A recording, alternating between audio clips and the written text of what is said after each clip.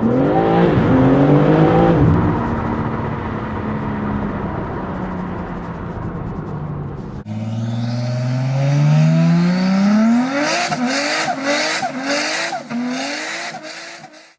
guys, Alex Peak Performance Reviews. Welcome to another vlog and welcome to another car review video.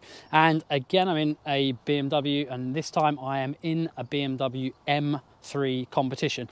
Straight off the bat of driving an M4 competition xDrive. This is also an xDrive car.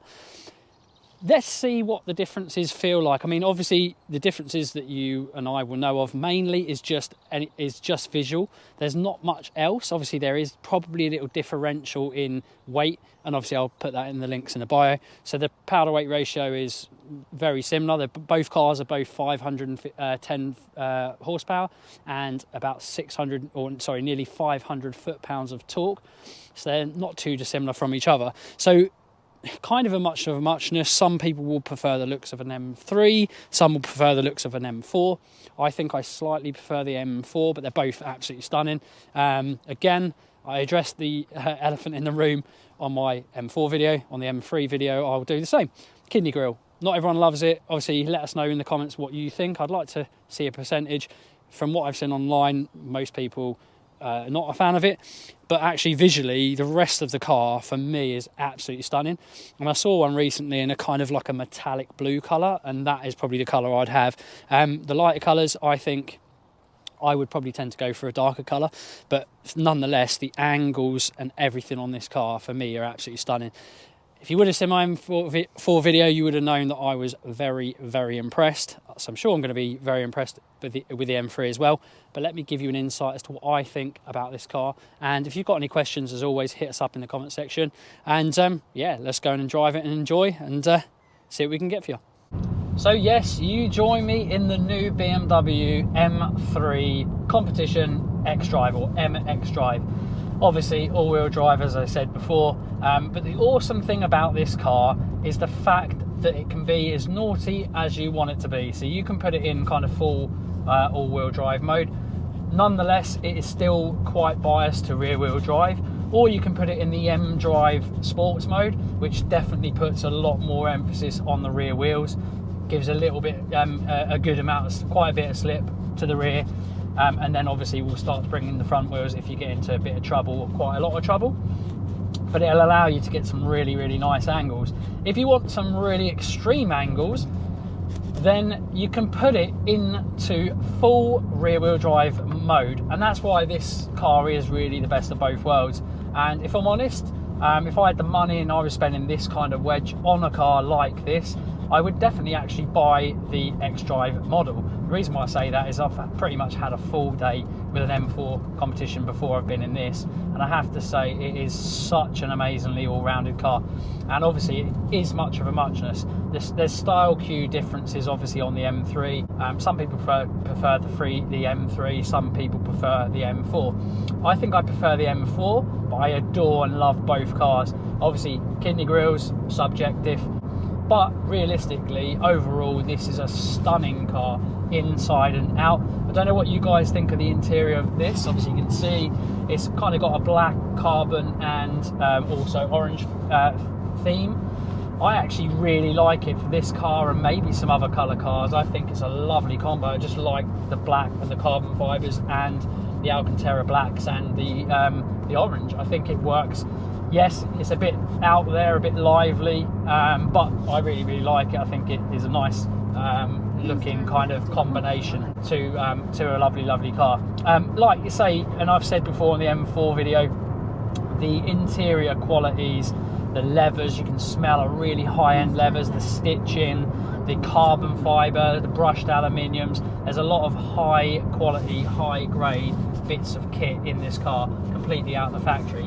Yes, admittedly, you can end up spending a huge amount of money on optional extras, or you can buy a few different packs that can equate to kind of £5,000 to £9,000, and actually you then end up getting quite good value for the money. But overall, it's an £80,000 car. It's a super GT executive car, and it is an amazing car. The most important factor about this car is the fun factor, how dynamic it feels. I mean, like I say, steering weight is absolutely beautiful. You can adjust that and change that in the settings, as well as the brake power, engine response, like say steering, the dampening control. Lots of different things can be controlled in the entertainment system through there, and on the steering wheel as well, so you don't have to kind of lose kind of track of where you are. You can kind of just do a lot of things through the steering wheel as well. But yeah, dynamically this car feels absolutely superb. These carbon seats hold you in. If you're a bit bigger, you probably would, you might be a bit, might hold you in a bit tight, or you might be spilling out the edges a little bit. I'm quite small and this does really hold you in nicely. Like I say, interior absolutely beautiful. It's got a lovely sound system. The Harman Kardon stereo sounds amazing. But the most important thing about this car is how dynamic it is. Brakes on both M4 and M3, 380 millimeter steel brakes with huge calipers. That combined gives this such incredible stopping force, and rest assured that they are incredible. I have driven a car actually earlier on today which I didn't film, to feel what the differences are without the ceramics, and they're still really good. But if you've got the money, the £6,000–7,000 extra to get the ceramic brake, the carbon ceramic brake option, I would tick it, because it is absolutely phenomenal. Maybe more so if you're taking it on track, don't get me wrong. If you don't, the reality is the brakes out of the factory on the 380mm steels are phenomenal. With that, let's do a brake test to see how good they are. Let's just slam on the brakes. Jesus Christ, they are unbelievable, absolutely unbelievable. Instant buy, don't need heat in them. Some people say carbon ceramics need a tiny bit of heat, but they can work from all different temperatures, but they definitely rest assured work from the cold. I say if you've got a powerful car like this, 510 horsepower with about 650 newton meters, which is about nearly 500 foot-pound of torque, then you need really good anchors, you need good brakes, and this thing has definitely got it. And it also goes as well.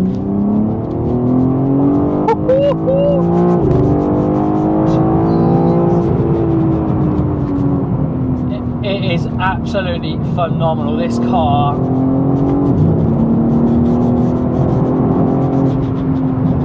just covers ground so well.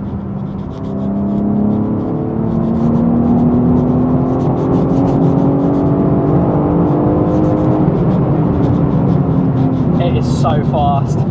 It's so fast. See what it's like around these corners. A little bit playful.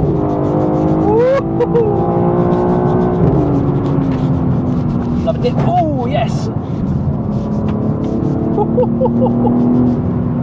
What a machine. What a machine.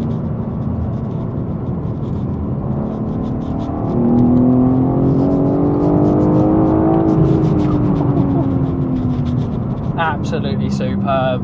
What a bit of kit this is. Just like the M4, this thing corners so flat and stays so planted that no matter what kind of situation you try to get yourself in, this car just brings it back and looks after you. You can feel the car moving around a little bit, so if you put it in kind of the xDrive or M-Drive Sport, it will move around even more. But even in the standard setting, it still moves around a little bit. Like I said, it is rear-wheel drive biased, and decently rear-wheel drive biased. But you can feel that it's got a playful little chassis that will want to dart around, that will want to move around, that will keep you on your feet, that will keep you really smiling all the time you put your foot down around, you know, these country lanes.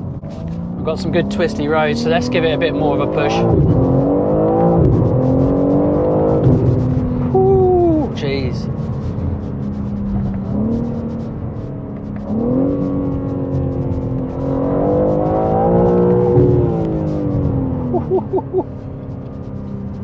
Superb. So yeah, like I say, you can adjust the steering input, but out of the factory it's a really nice feedback. It's got a really good lock to steering lock ratio, which means turn to turn how much angle you need to kind of get direction. it's not too bad. You don't need too much, which I like. Steering feedback, I probably would like it even stiffer than it is. I've said that before to BMW, they haven't listened to me yet, but nonetheless it's still nice and weighty, or decently weighty. So yeah, with that, with this chassis and the control it's got, it's just superb, and I'm gonna enjoy it.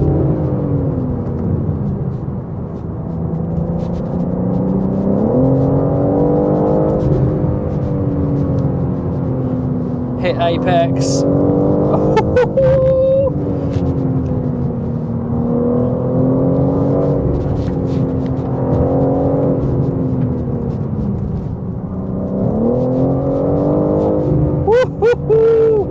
What a machine.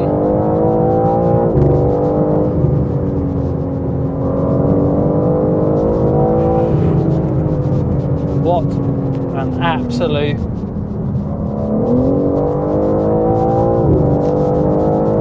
weapon. Let's do a quick 0 to 60 test.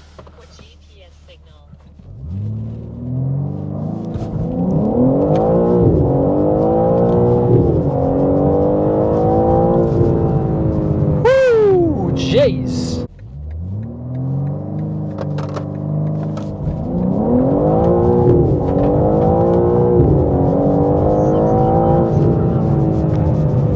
Right, that was 4 seconds. Let's do another one because that bogged a little bit.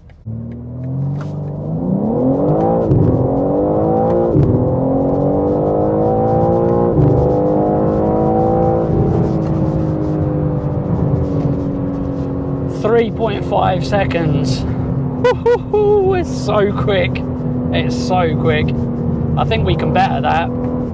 I'll have another go.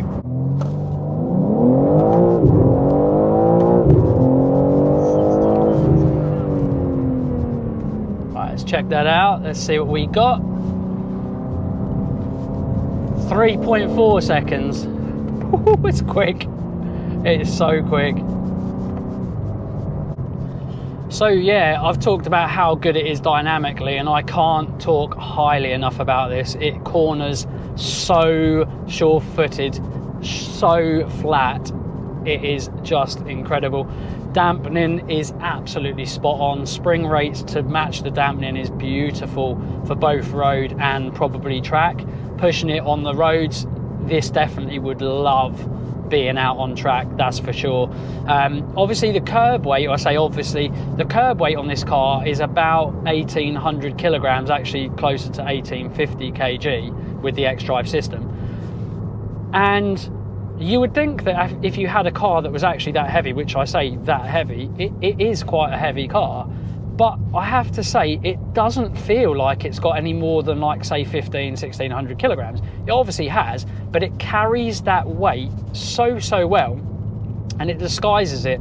I don't know how. I just think that obviously they have got the chassis really good. One of the questions that I do notice that gets asked a lot is, what are the key differences and what makes it worth its money against something like, say, spec M440i, which is circa £50,000, when this is 70 to 80,000 pounds. I think you could go into a dealer and get one of these for 70, 75, nicely specced up, nearer 80 with like all the bells and whistles.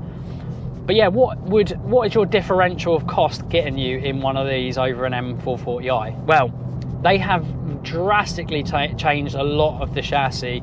Things like bracing and chassis stiffness have been increased. There's lots of chassis braces, geometry changes, chassis stiffening, thicker anti-roll bars front and rear, and more than anything, the engine. Obviously the difference is in the engine.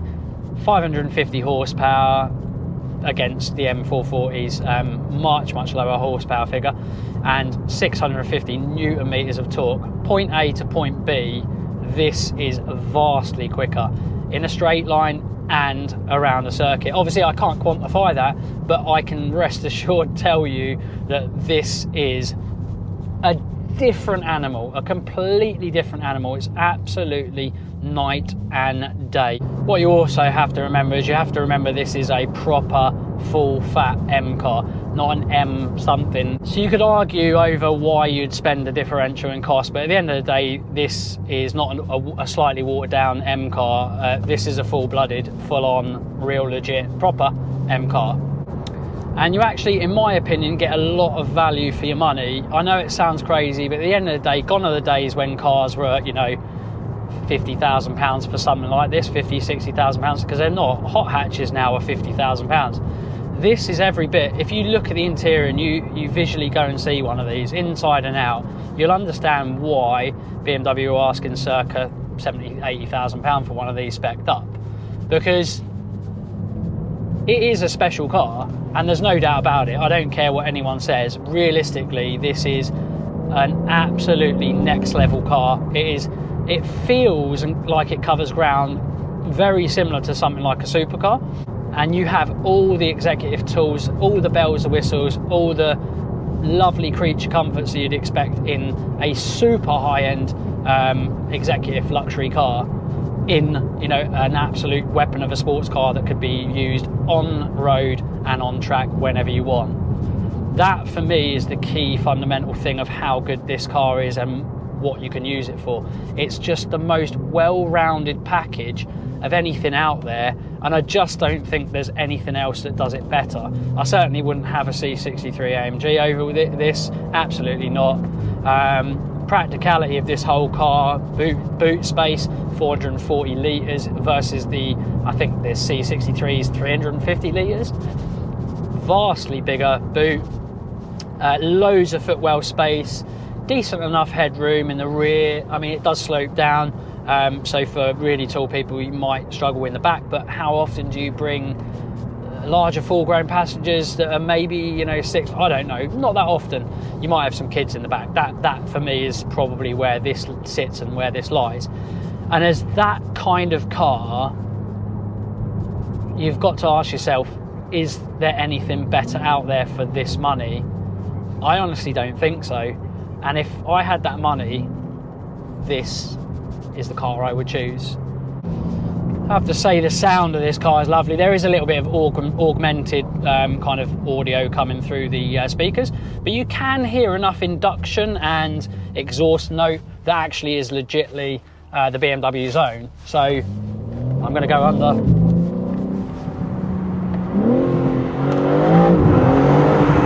There you go.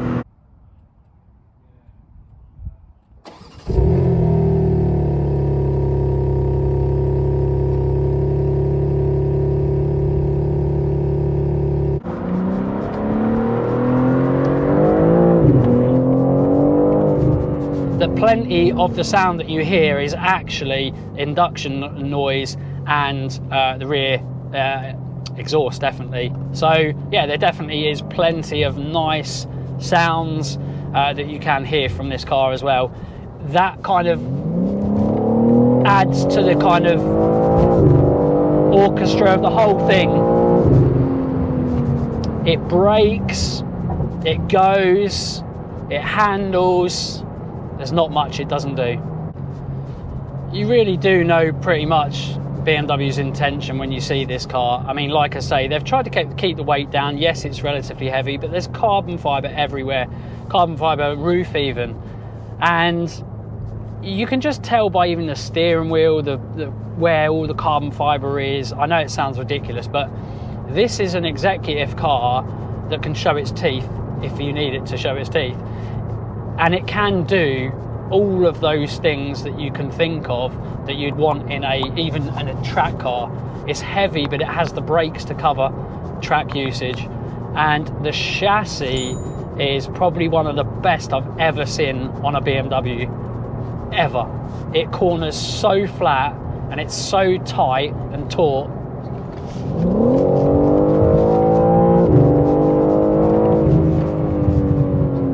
That it's just incredible. Let me summarise what I think of this car. Like the M4, if you would have seen my video, I have absolutely been blown away. A 5-door car or 4-door car, whatever you want to say, that can literally do everything. For me, there's not many cars that will do what this will do and look after you and have that good a chassis that it feels kind of light enough to go around track. It is a relatively heavy car, but it hides it so well because it's got all the parts on it that it needs to support that power and torque. And let me tell you guys, I am just blown away. As an all-round car that can do everything, there isn't a better car, I don't think, than this car now. I've driven the M5, and I honestly think dynamically it's far better. It feels less weighty than the M5, and overall the feel and feedback it gives you is far greater than an M5, and you can save yourself some money. Honestly, if you're in a market for an M3 or an M4, go get one, because if I had the money, this would be my mad little daily on the side that I could do everything with. It is out of this world. So good.